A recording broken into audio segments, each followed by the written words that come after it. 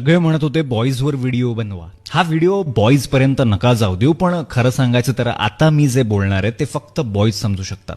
मुलांना काय नकोय? मुलांना भांडण, किटकिट, कोणी प्रश्न विचारणारं, कोणी टोकणारं नकोय. पण का? एकदा ना त्यांच्या लाईफमध्ये काय सुरू आहे कोणी ओळखून दाखवा. तुम्ही कोणी असाल, तुम्ही कॅटरीना कैफ, तुम्ही देव असाल, तुम्ही प्रेसिडेंट असाल, तुम्ही आई, बायको, बहीण, मैत्रीण, तुम्ही काही असाल, तुम्हाला कधीच सत्य कळणार नाही, अर्धवट कळेल. निसर्गाने त्यांना फक्त प्रोटेक्ट आणि प्रोव्हाइड करण्यासाठी बनवलंय. आपल्या विचारांनी किंवा आपल्या प्रॉब्लेम्स शेअर करून सुद्धा यांना तुम्हाला त्रास द्यायचा नसतो. फालतू विचार करेल आणि पुन्हा माझंच डोकं खाईल, यामागे असा हेतू आहे. म्हणून कोणी विचारणारं नाही आवडत. का नाही आवडत? कारण कमी वयातच रिस्पॉन्सिबिलिटी अंगावर येते. कोणी विचारायला नाहीये म्हणतात, पण कोणी विचारला तरी सांगू शकत नाही मुलांच्या मनात काय. मी काय बोलतोय हे फक्त मुलांनाच कळतंय. आम्ही कधीच तुम्हाला पूर्ण गोष्ट नाही सांगू शकत, कारण आम्हाला तुम्हा लोकांना त्रासच द्यायचा नाही.